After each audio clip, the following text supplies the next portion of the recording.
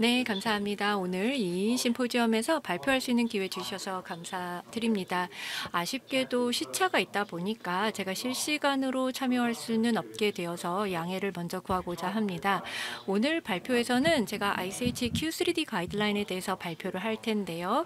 그중에서도 당연히 금속성, 불순물이 실제로 이 우려 대상 인지 평가하는 이제 리스크 평가에 대해서 말씀을 좀 드리겠습니다. 먼저 간단히 배경을 좀 이야기하자면 ICH Q3D는 이제 기본적으로는 금속성 불순물을 독성 관점에서 평가를 하도록 하고 있습니다.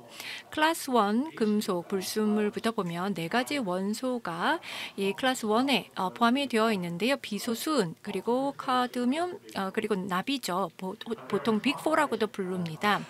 이게 이제 독성뿐만이 아니라 더불어서 이 원소들은 이 자연 안에 많이 존재한다라는 것 또는 그렇게 인식이 되고 있기 때문에 클래스 1으로 분류가 되고 있는데 정말로 이 원소들이 실제로 자연 내에 많이 존재하는가라고 하는 여부는 나중에 조금 더 말씀을 드리고자 합니다.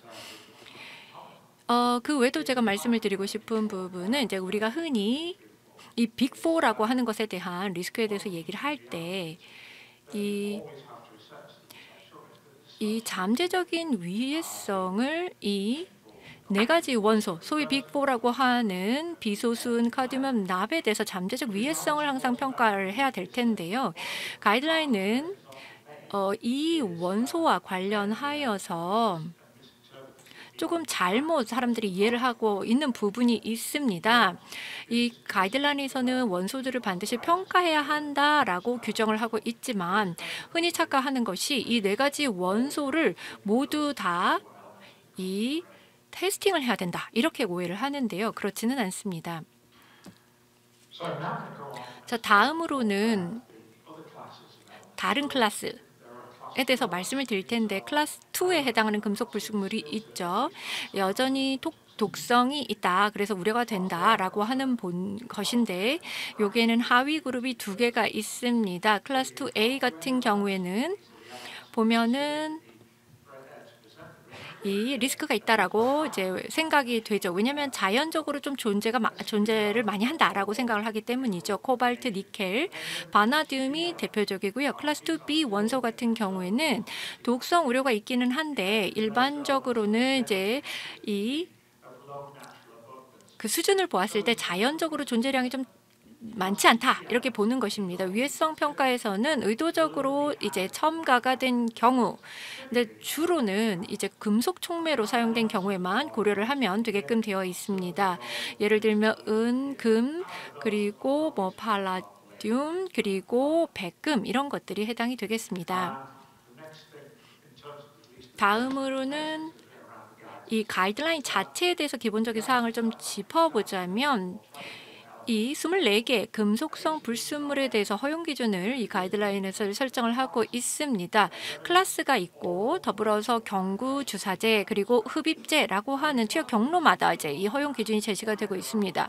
흔히 나오는 질문 중에 하나가 왜 24개 원소만 다루는가라고 하는 질문이 있는데요. 그 이유는 여러 가지가 있습니다. 우선 첫 번째로는 이 원소들이 실제로 의약품에서 발견된 가능성이 있다라고 알려져 있기 때문이죠. 다시 말하면 제조 공정에서 금속 촉매로 의도적으로 사용이 되거나 아니면은 그냥 자연적으로 존재를 많이 하기 때문에 잔류가 가능하지 않을까라고 생각이 되는 원소들이기 때문이고요. 두 번째 이유라고 보면 이 24개 이외의 원소들도 있을 텐데 거기에 대해서는 안전성 데이터가 굉장히 부족하기 때문에 이런 원소를 위해성 평가에 포함을 하려고 하면 이 안전성 데이터를 이 24개 이외의 원소들에 대해서 확보를 하는 것 그 자체가 굉장히 어려울 수가 있다는 것입니다. 보시는 것처럼 이제 말씀드렸듯이 원소가 이미 이제 클래스가 다 분류가 되어 있죠. 그리고 이 가이드라인에서는 어떤 원소를 이 위해성 평가에 포함해야 하는가를 투여 경로와 연결을 시켜서 규정을 하고 있습니다. 클래스 3 금속 불순물은 이제 예를 들어서 주사제이거나 또는 흡입제 제형에서만 위해성 평가의 대상이 되고요. 반면에 단순한 타블렛 정제 같은 경우에는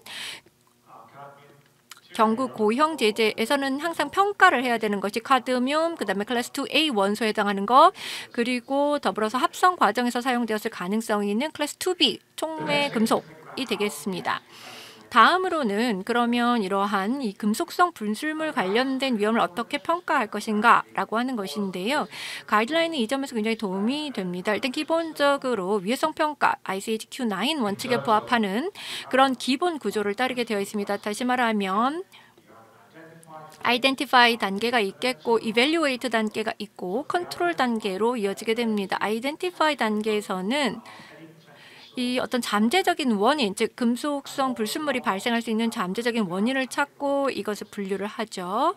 그리고 제가 발표를 하면서도 계속 말씀을 드릴 텐데요. 이 단계들 좀 더 이제 세세하게 말씀을 드릴 텐데 실제 측정된 데이터 또는 뭐 문헌되어 있는 뭐 여러 가지 문헌 자료들 또는 발표된 자료들 이런 것들을 수집을 한 다음에 이밸류에이트 단계에서는 이런 것들을 전부 다 검토를 하게 되죠.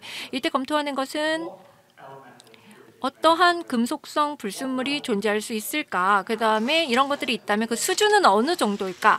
그리고 나면 ICH Q3D에서 정의하고 있는 허용 한계하고 비교를 했을 때 적합한가라고 하는 것을 이제 보게 됩니다.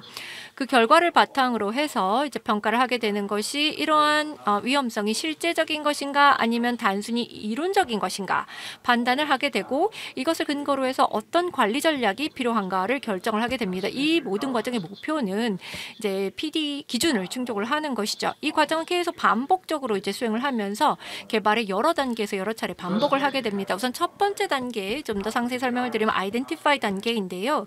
가이드라인에서는 이 위험이 어디에서 발생할 수 있는지를 생각을 하는데 유용한 피시본 다이어그램을 제시를 하고 있습니다. 근데 여기서 중요한 것은 이 최종적인 위해성 평가를 위해서 이제 ICH Q3D에서 보면은 DP, 즉 완제의약품에 초점을 두고 있다는 것입니다. 사실은 이제 컴플라이언스를 충족을 해야 되는 것은 완제의약품인 것이죠. 가이드라인은 이 피시본 다이어그램을 통해서 금속성 불순물의 잠재적 발생원을 구체적으로 제시를 하고 있고 여기에는 뭐 원료의약품, 부영제, 제조 설비, 유틸리티 예를 들면 용수 그리고 이제 보관 조건 이런 것들도 포함이 될 수가 있습니다. 결국은 실제로 이러한 위해성 평가를 할때 이 실제로 이제 원료의약품 그리고 완제의약품에서 어떤 금속 불순물이 존재하는지 확인을 하는 것이 위해성 평가의 핵심인 것이죠. 조금 더 세분해서 보면은 이 각각의 요소들, 즉 위해성 평가의 각 요소들을 좀 살펴볼 수가 있겠는데요.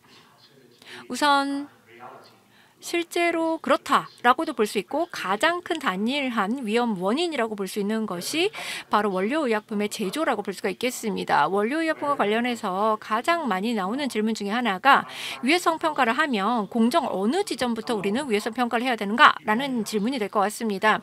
일부 원료의약품 제조 공정은 굉장히 복잡할 수가 있습니다. 그래서 복잡한 분자 같은 경우에는 뭐 20단계 이상의 합성 경로도 포함이 되어 있는 경우들이 있죠. 일반적으로는 이제 등록된 출발 물질부터 시작을 해서 위해성 평가를 하는 것이 일반적이죠.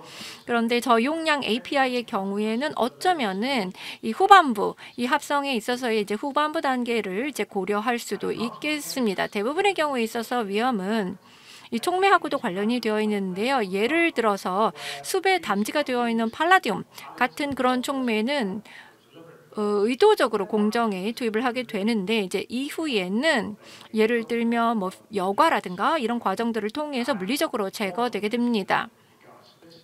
이와 관련해서 유럽에서는 과거에 그 가이드라인을 보게 되면은 이 금속 촉매를 커버를 하는 별도의 가이드라인이 존재를 했기 때문에 금속성 불순물에 관해서는 이제 주로 API에 집중을 해 왔습니다. 뭐 그때는 그것이 타당하다라고 볼 수가 있겠습니다.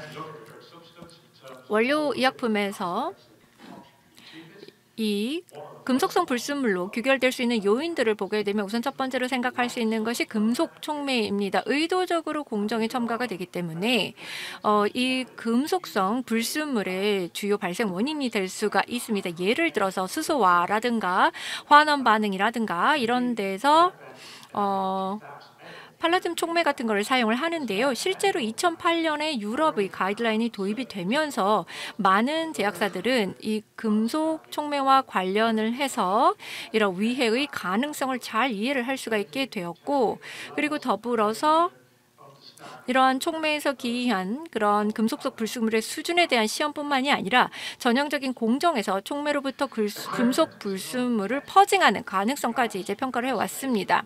또 다른 이 금속성 불순물의 잠재적 요인이 이제 제조 설비가 될 수가 있겠습니다. 가이드라인에 따르면 설비로 인한 위험은 완제 의약품보다는 원료 의약품 제조 시에 더 높다라고 되어 있습니다. 이것은 이 합성 공정을 생각을 해봤을 때는 이제 환류 같은 것들이 있겠고, 또는 부식성 시약 같은 것들을 사용할 수가 있기 때문에 더 공격적인 조건인 것이죠. 그런데 더불어서 물론 이론적으로는 이게 이제 위험인 것은 맞는데, 실제 제조를 보게 되면 GMP 조건 하에서 이 제조가 이루어지기 때문에 이 부적절한 장비를 사용을 하게 되면 이 제품에서 이런 금속성 용출을 일으켜서 뭐 오염을 초래를 하거나, 아니면은 보다 자주 볼 수 있는 것은 이제 장비가 그게 손상이 되면서 지속적으로 교체가 되어야 되기 때문에 이것은 이제 사실 비효율이 되게 되는 것이죠. 그래서 실제로는 이런 일이 이렇게 많이 발생하지는 않습니다. GMP에서는 일반적으로 장비 적합성을 평가를 하고 있고, 실제로는 의도적으로 설계된 실험을 통해서 제조 설비에서 이러한 그 금속성 불순물이 공정액이나 또는 원료 의약품에 용출되지 않는다라고 하는 것을 입증을 하게끔 되어 있습니다. 그 밖의 요인으로는 뭐 공정보조제라든가 유기원료라든가 이런 것들이 있을 수 있겠는데, 이거 같은 경우에는 어떤 유의미한 수준의 금속성 불순물을 포함하고 있을 가능성은 낮습니다. 용수 같은 경우에는 고품질 USB급의 용수를 사용을 하면 사실 고려 대상에서 제외가 되고요. 용매 같은 경우에는 제조 시에 이 금속을 의도적으로 사용하는 경우가 굉장히 드뭅니다. 설령 금속이 사용된다 하더라도 대부분 용매는 증류 과정을 거치고 금속이 비휘발성이기 때문에 최종 제품을 오염시키지는 않습니다. 용기 같은 경우에는 이제 원료의약품의 보관도 오염 요인으로 볼 근거가 그렇게 많지는 않습니다. 원료의약품이 이제 플라스틱 백이나 또는 플라스틱 드럼에 이제 보관이 되는 경우라 하더라도 고체와 고초가 접촉을 하는 것이기 때문에 금속성 불순물이 어떤 포장재를 통해 가지고 이러한 금속성 불순물이 포장재를 통해서 이행이 되는 그런 그 기전이 있다라고 보기엔 좀 어렵습니다.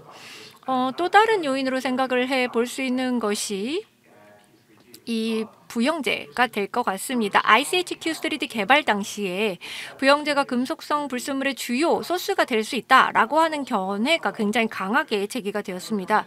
그래서 많은 전문가들이 이것을 굉장히 가능성이 높은 리스크 원인이라고 간주를 했었죠.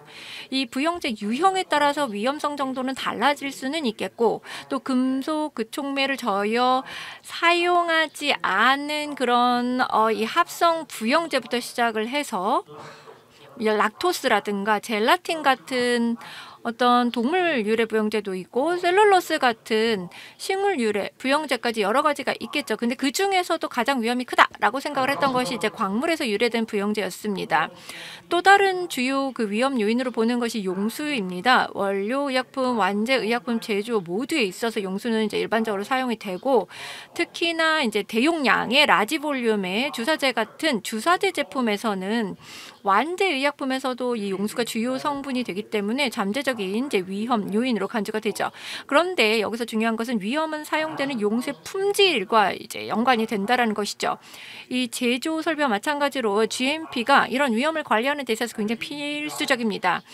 실제로 가이드라인을 보게 되면 이 GMP 절차의 일부로서 이 용수 품질 모니터링이 정기적으로 수행이 되어야 하고, 또 정제 주스 시스템, 또 용수 저장에 있어서 금속성 불순물을 재도입하는 그런 과정이 있지 않아야 한다라고 명시를 하고 있습니다. 그리고 이런 조건들이 충족이 되면 용수는 실질적인 위해 요인으로 간주되지가 않습니다. 그리고 WHO의 이 음용수 기준을 충족하는 물을 사용을 하는 것이 최소한의 기준이고요. 이것은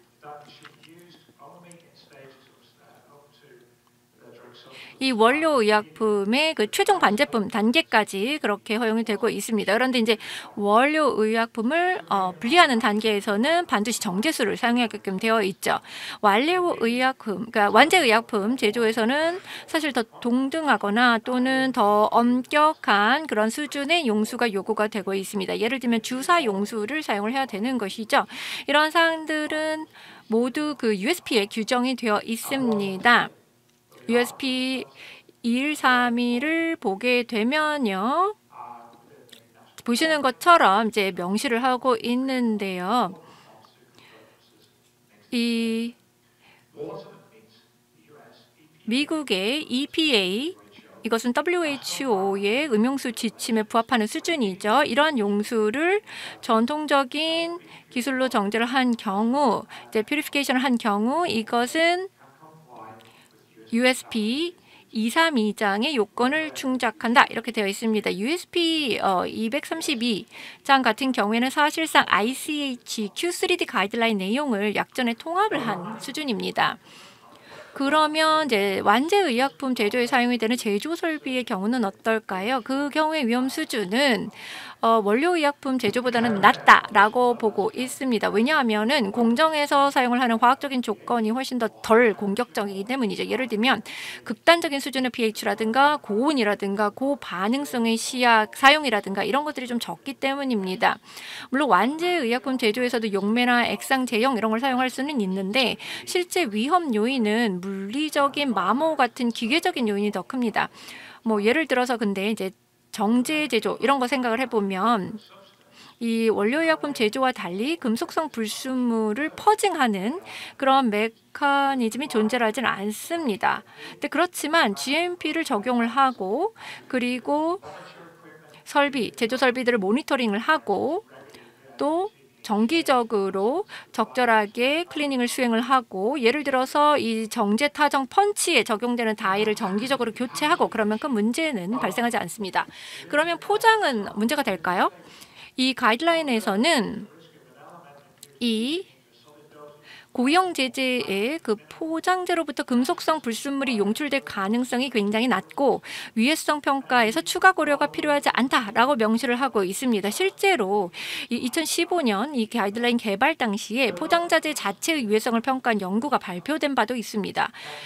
보면은 이 일부 이 PVC 플라스틱에서 카드뮴 그리고 납이 100 ppm 수준으로 검출이 되기도 하는데 이것은 이 질산이나 불산 등 강한 산에 의해서 완전히 분해시키는 조건에서 나온 결과였습니다.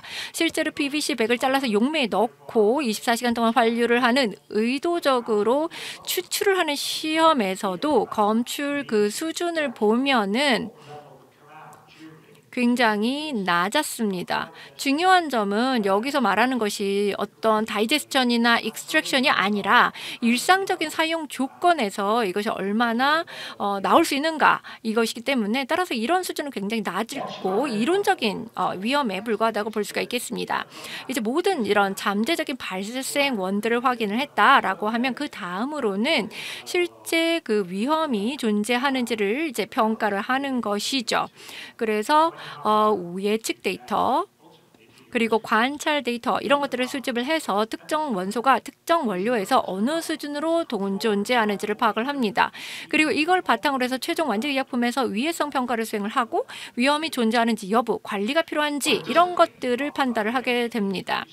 그래서 이 이야기가 이제 의미하는 것은 이 평가, 이밸류에이션 단계에서 모든 원소를 스크리닝을 해야 한다라는 그런 의미는 아닙니다. 물론 ICP-MS 같은 분석 기법을 사용을 하면 24개 원소 이상을 동시에 분석을 할 수는 있지만 사실 이거는 그냥 분석을 하는 것이지 위해성 평가를 하는 거라고 보기는 좀 어렵습니다.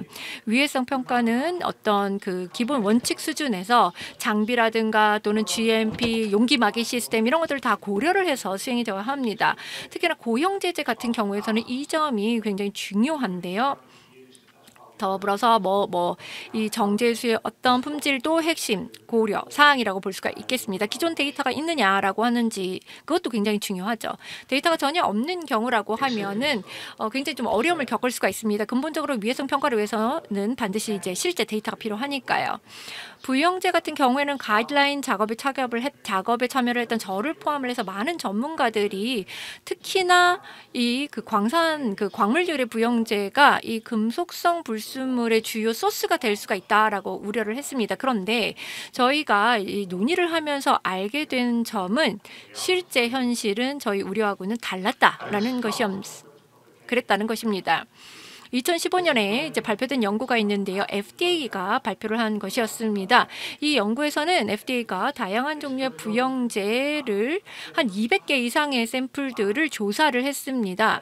식물 유래, 합성, 또 동물 유래, 그리고 저희가 제일 걱정을 했던 그런 이제 광물 유래, 부영제 이런 거 다 포함을 해서 샘플들을 조사를 했는데 여기에서 금속성 불순물 수준을 평가를 했던 것이죠.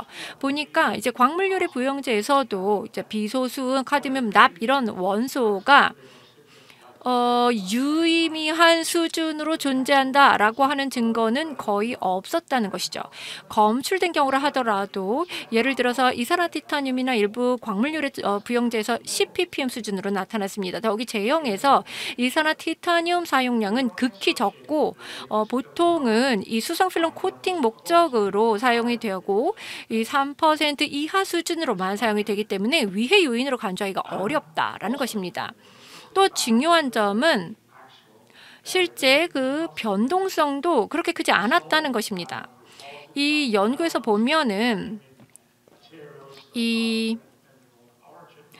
광물 유래 물질인 수산화 마그네슘이라든가 탄산 칼슘에서 클래스 1 원소가 가이드라인의 옵션 1 한계치를 초과하는 사례가 보고된 바가 있는데 그런데 옵션 1은 하루에 1일 10g 투여량을 기준으로 하고 있습니다. 그런데 실제 환자가 10g을 복용하지는 않죠. 그래서 결론은 이러한 수준이 의약품의 전반적인 품질에 부정적인 영향을 미칠 가능성은 굉장히 낮다라는 것입니다.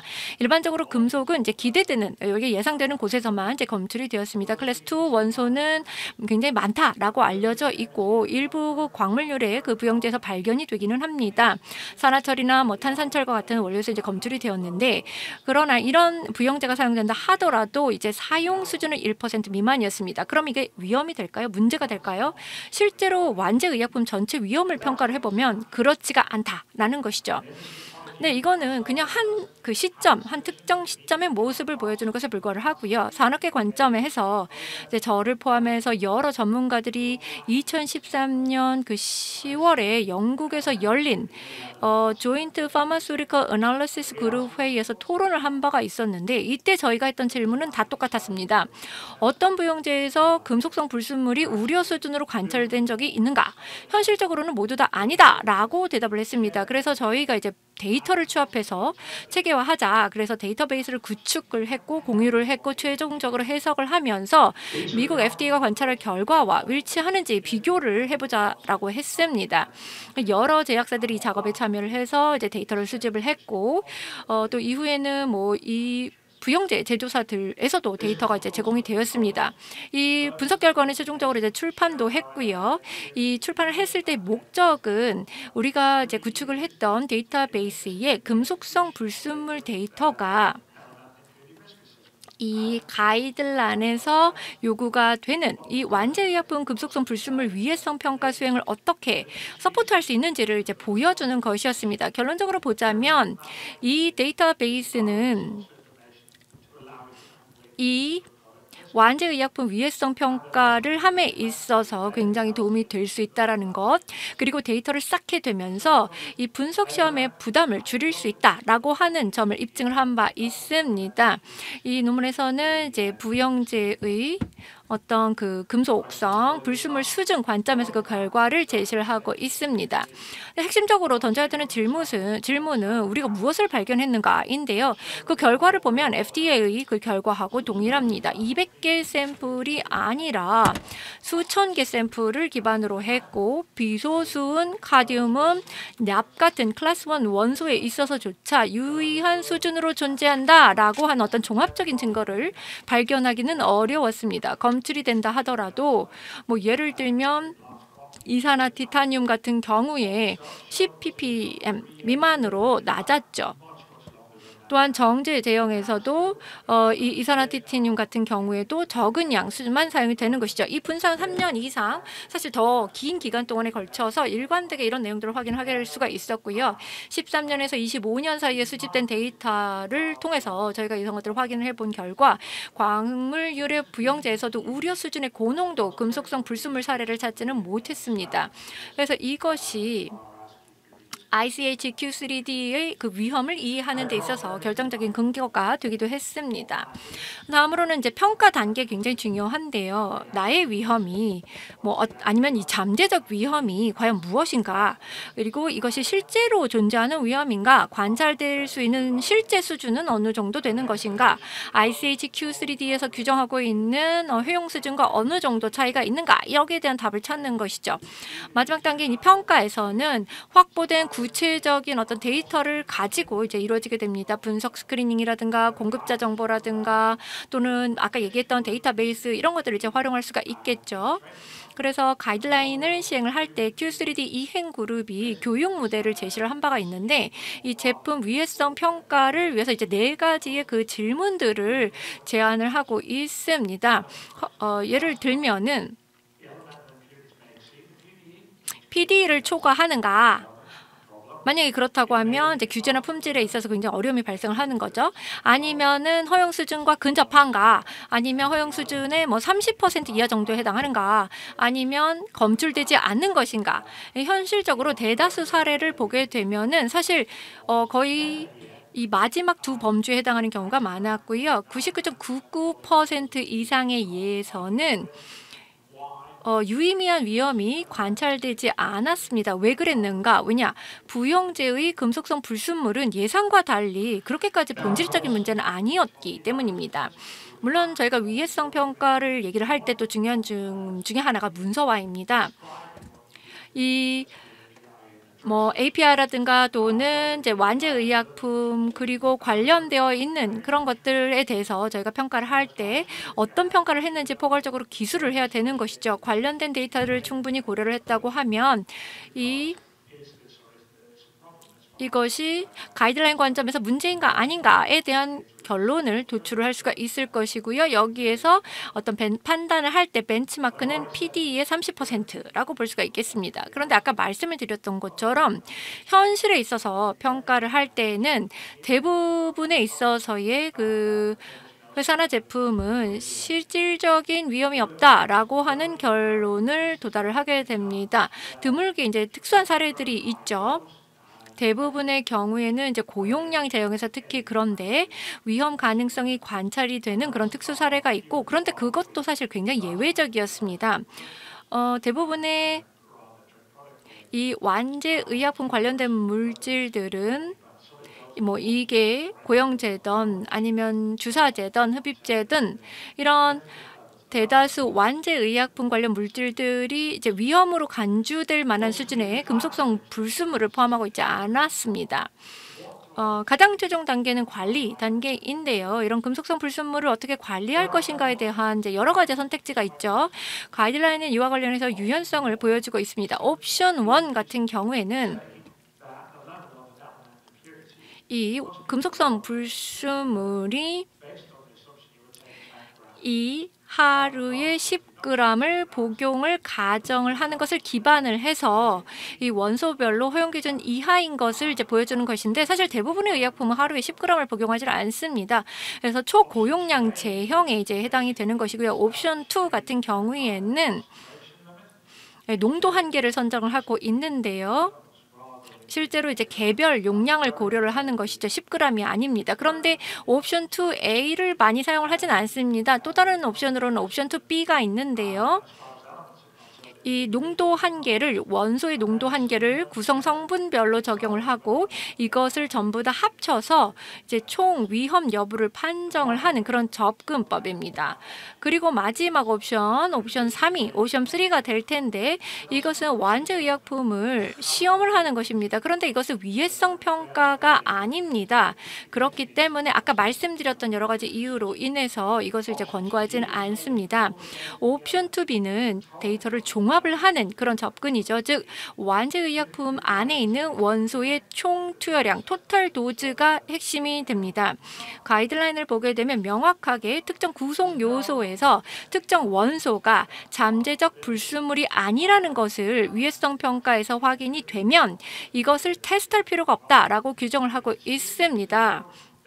ppb 수준까지 분석을 해서 존재하지 않는다라고 하는 것을 확인할 필요가 없는 것이죠. 0으로 간주가 되면 평가에서 0으로 기록을 하면 되는 것입니다. 이 접근은 실제 그 분석 데이터를 평가하고 이것을 규격과 이제 맞추는 데 굉장히 유용할 수가 있습니다. 앞서 언급을 했듯이 옵션 3는 테스트에 대한 것인데 그런데 현실적으로 이 테스트 시험은 진정한 의미에서 위해성 평가라고 볼 수는 없습니다. 그래서 이제 주로 이 제품 개발 과정 일부로 적용을 할 수가 있겠지만 위험 평가라고 보기는 어렵고 QC 차원에서 이제 수행이 되겠죠. 비록 원소의 수준이 어떤 그 허용 한계 미만이거나 또는 이 PD 30% 이하라 하더라도 위해성 평가와 위험 요인이 변하지 않았다라고 하는 것을 보장할 필요가 있습니다. ICH Q10 품질 시스템의 원칙과 잘 부합이 되어야 하고요. 여기에선 GMP라든가 변경 관리 이런 것들이 제가 적용이 되겠습니다. 공정에서 중요한 변경이 발생을 하면 이것을 기록을 해야 되고 또 위해성 평가에 따라서 뭐 오딧 같은 것들을 할 수 있어야 되겠고요. 스펙은 항상 최신 상태를 유지를 해야 하고요. 또 중요한 거는 이제 변경 관리를 잘 하는 거죠. 특정한 부영제 공급 업체가 변경되는지 뭐 이런 거 다 관리해야 합니다. 현실적으로는 이제 대부분 제약사가 이런 모든 옵션들을 포괄적으로 고려를 하긴 하겠지만 가장 많이 적용하는 것은 옵션 2B입니다. 실제로 보시는 것처럼 이 칼큘레이터 툴 이런 것들을 사용을 하는데요. 이건 엑셀 스프레드 시트고요. IPC 아메리카에서 제공을 하는 엑셀 스프레드 시트인데 이런 계산기 툴을 활용을 해서 데이터를 입력을 할 수가 있습니다. 각 제형에서 금속성 불순물 수준, 투여량, 도즈, 그러니까 사용 비율 이런 것들을 알면 쉽게 계산을 할 수가 있습니다. 이 ICH Q3D 전반적인 요약을 좀 정리를 해보자면 초기에는 특히나 이제 광물 유래 부영제 등에서 금속에 대한 수준이 유의하게 높을 수 있겠다라는 우려가 있었습니다. 그렇지만 현실적으로 대부분 제형에서는 리스크가 매우 낮습니다. 위해성 평가는 기존 데이터 뭐 예를 들면 부영제의 금속성 불순물 뭐 DB라든가 또는 API의 제조 설비, 적합성, GMP 뭐 이런 것들을 기반으로 해서 수용할 수가 있습니다.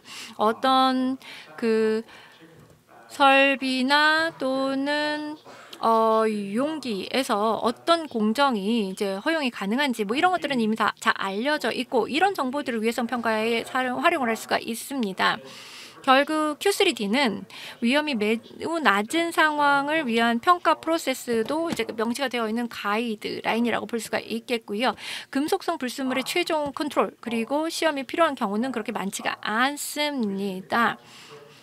그리고 보면은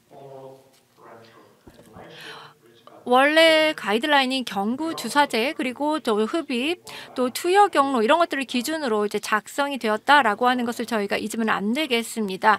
그런데 그 이후에 뭐 이 피부 노출이라든가 뭐 예를 들면 크림 팔에 바르는 크림이라든가 또는 항생제 연고라든가 또는 피부염 사용하는 제재라든가 이런 것들이 이제 나오면서 여기에 대한 금속성 노출, 불순물에 대한 노출도 관심 대상이 되게 되었습니다. 이 피부 노출에 대한 개별 허용 기준을 설정하려는 시도는 있었지만 이 데이터가 충분하지가 않은 그런 상황이었고요. 그래서 이제 대안적인 접근이 채택이 되었고 이것이 피부 허용 일일 섭취량, 그러니까 이 피부에 대한 큐테니어스 PDE 이것은 단순히 주사제에다가 피부 보정 개수를 곱해서 이제 산출을 하게 되는 것이죠. 예를 들어서 탈륨이 있는데 이게 이제 보정 개수가 없으면 주사 기준 그대로 적용을 하는 것이고요. 비소 같은 경우에는 보정 개수가 2면 이것을 이제 적용을 하는 것이죠.